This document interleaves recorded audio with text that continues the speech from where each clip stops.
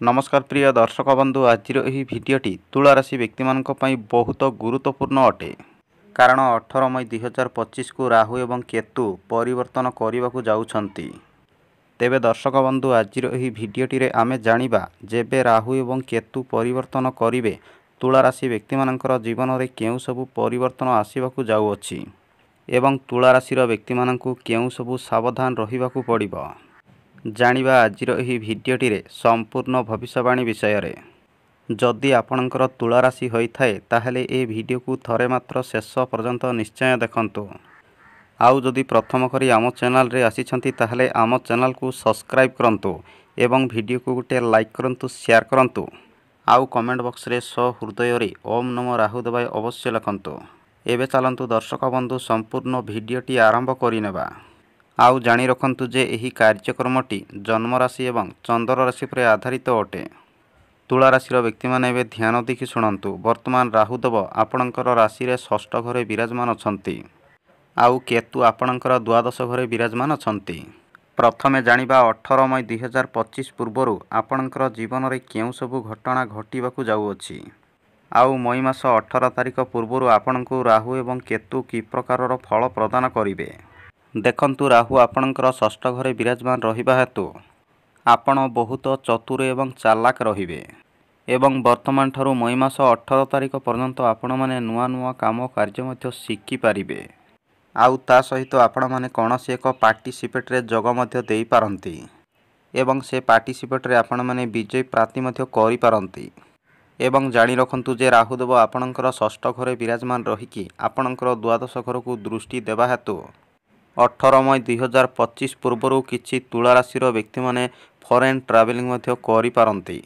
आउ ता सहित आपण माने आपणकर काम कार्य को नै छोट मोट ट्रैवलिंग मध्य करि पारंती एवं किछि नुआ नुआ लोक मानक सहित आपण माने सांग साथी मध्य होई पारंती।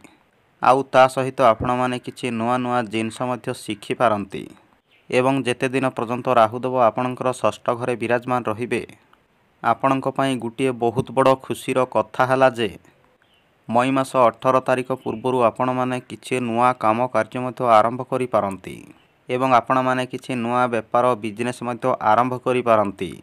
आउ ता सहित आपण माने सबु बेले किछि नुआ काम कार्य शिखिबा पई बहुत चेष्टा मध्य करिवे।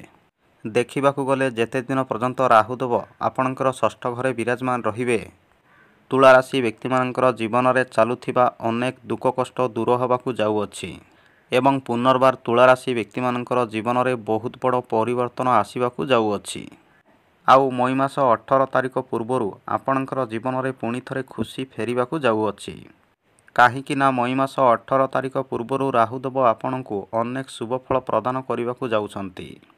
आउ केतु आपणकर द्वादश घरे विराजमान रहिबा जकू मई मास 18 तारिख पूर्वरु आपण माने आध्यात्मिक यात्रा मध्य करि पारंती एवं साई पड़िशा लोकमानक सहित मध्य आपणकर बहुत भल संपर्क रहिबो।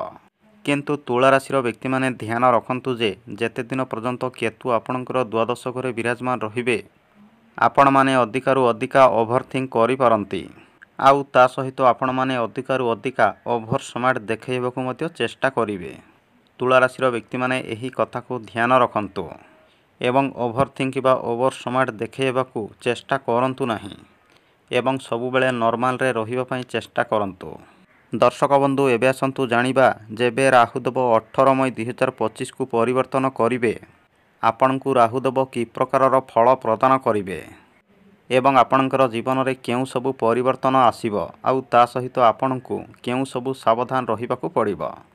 देखंतु जेबे राहुदेव मई मास 18 तारिख को परिवर्तन करिवे आपणकर पंचम घर को विराजमान करिवे एवं केतुदेव परिवर्तन करी आपणकर एकादश घर को विराजमान करिवे। किंतु तुला राशि व्यक्ति माने ध्यान रखंतु जे जेबे राहु आपणकर पंचम घर को विराजमान करिवे जेउ तुला राशि व्यक्ति माने लव लाइन रे अछंती पुराना प्रेमिका को छाड़ी आपण माने नुआ प्रेमिका सहित संपर्क जोड़ी पारंती। एही कारणरू लव लाइन रे रहितवा व्यक्ति माने मई मास 18 तारिख ठारू आपणकर पार्टनर उपरे टिके अधिकारु अधिका ध्यान रखंतु एवं आउ गुटिए कथा ध्यान रखंतु जे मई मास 18 तारिख ठारू लव लाइन रे रहितवा व्यक्ति माने जिद्दी किबा आर्गुमेंट जमा मध्य करंतु नाही। नहेले लव लाइन रे रहिथुवा व्यक्ति माने अनेक समस्या रे पड़ी पारंती। आउ ता सहित छोट समस्या मध्य आपणकर लव लाइफ रे बहुत बड़ होइजिबो। लव लाइन रे रहिथुवा व्यक्ति माने खास करी एही कथा को ध्यान रखंतु एवं 18 मई 2025 ठारू आपणकर लव लाइफ को अधिकारु अधिका ध्यान रखंतु। आउ जानी रखंतु जे जेबे राहु आपणकर पंचम घर को विराजमान करिवे, राहुदेवंकर दृष्टि आपणकर प्रथम घरे पड़िबो, आउ आपणकर एकादश घरे पड़िबो, आउ आपणकर भाग्य स्थान रे मध्य राहुदेवंकर दृष्टि पड़िबो। देखंतु राहुदेवंकर दृष्टि आपणकर प्रथम घरे पड़िबा जगो जेउ तुला राशि व्यक्ति माने पॉलिटिक्स लाइन रे अछंती किबा राजनीति क्षेत्र रे अछंती, मई मास 18 तारिख ठारू राजनीति क्षेत्र रे रहिथुवा व्यक्ति मानकर कैरियर रे बहुत बड़ परिवर्तन आसीबाकू जाउअछि। काहेकि ना मई मास 18 तारिख ठारू राहुदेव आपणकू अत्यंत शुभफल प्रदान करिवे। आउ राहुदेवंकर दृष्टि आपणकर प्रथम घरे पड़िबा जगु आपणक भितरे बहुत भल ज्ञान एवं टैलेंट मध्य रहिबो। एही कारणरू जेउ तुला राशि व्यक्ति माने राजनीति क्षेत्र रे अछंती सेमानंकर जीवन 18 मई 2025 ठारू बदलिबाकू जाउअछि एवं आपणकर राजनीति कैरियर रे मध्य बहुत बड़ परिवर्तन आसीबाकू जाउअछि। किंतु तुला राशि व्यक्ति माने सबु बेले खास करी गुटिए कथा ध्यान रखंतु जे ट्रावेलिंग समय रे आपण माने आपणकर वाणी को विशेष कंट्रोल रे रखंतु। काहेकि ना ट्रावेलिंग समय रे आपण माने किछि व्यक्ति मानक सहित कथा कथारे आर्गुमेंट करि पारंती। एही कारणरू आपण माने ट्रावेलिंग समय रे आपणकर वाणी एवं क्रोध को विशेष कंट्रोल रे रखंतु, नहले आपण माने बहुत बड़ संकट रे पड़ी पारंती।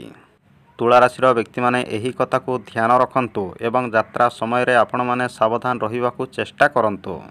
किंतु आपणक पई आउ गुटिए खुशीर कथा हैला जे राहुदेवंकर दृष्टि आपणकर एकादश घरे पड़िबा जगो मई मास 18 तारिख ठारू आपणकर बेपार बिजनेस रे आपणकू बहुत भल लाभ मिलिबार संभावना रही अछि एवं राहुदेवंकर दृष्टि आपणकर एकादश घरे पड़िबा जगो मई मास 18 तारिख ठारू आपण माने अधिकारु अधिका टंका पैसा इनकम करिबा पई आपण माने बहुत चेष्टा मध्य करिवे।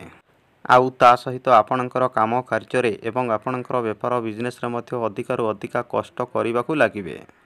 किंतु आपण माने जेते इनकम कले मध्य आपणकर मन को शांति मिलिबो नाही। काहेकि ना आपणकर मन भितरे सबु बेले गुटिए भावना लागि रहिबो, मु आउ केमिति अधिकारु अधिका टंका पैसा इनकम करिवि, एभली भावना सबु बेले आपणकर मन भितरे लागि रहिबो। किंतु ध्यान रखंतु जे अति लोभ हुअंतु नाही। आपणकर भाग्य रे जेतिकी मिलुची सेतिकी रे शांति रे रहिबा पई चेष्टा करंतु। किंतु तुला राशि विद्यार्थी माने ध्यान रखंतु जे जेबे राहु आपणकर पंचम घर को विराजमान करिवे आपणकर पाठ पढ़ा को आपण माने विशेष भाव रे ध्यान रखंतु एवं आपणकर पाठ पढ़ारे जदि कोनोसी भी डिसीजन नबाकू चाहुथिले मई मास 18 तारिख पूर्वरु नियंतु। आपणक पई राहुदेवंकर स्थिति बहुत भल रहिबो। आउ ता सहित कोनोसी जगह रे एडमिशन करिबाकू चाहुथिले मध्य मई मास 18 तारिख पूर्वरु करंतु। किंतु पुणी थरे कहूची मई मास 18 तारिख ठारू आपणकर पाठ पढ़ा को आपण माने विशेष ध्यान रखंतु। काहेकि ना जेबे राहु आपणकर पंचम घर को विराजमान करिवे विद्यार्थी मानंकु पाठ पढ़िबाकू जमा मध्य मन लागिबो नाही। काहेकि ना जेबे राहु आपणकर पंचम घर को विराजमान करिवे आपणकर मन सबु बेले खेल कूदरे एवं मजा मगलिस रे लागि रहिबो। आउ ता सहित आपण माने सांगसाथी मानक सहित मिसी अधिकारु अधिका ट्रावेलिंग करिबाकू मध्य पसंद करि पारंती। एही कारणरू विद्यार्थी माने मई मास 18 तारिख ठारू आपणकर मन को सबु बेले पाठ पढ़ारे लगाइबाकू चेष्टा करंतु। आउ अधिकारु अधिका आपणकर पाठ पढ़ारे ध्यान दियंतु एवं विद्यार्थी माने आउ गुटे कथा ध्यान रखंतु जे मई मास 18 तारिख ठारू अन्य मानकर कथारे किबा बुद्धि रे पड़ी आपणकर पाठ पढ़ारे कोनोसी भी डिसीजन नियंतु नाही एवं जो व्यक्ति माने मीठा मीठा कथा कहउछंती से व्यक्ति मानकर कथा केबे मध्य सुनंतु नाही।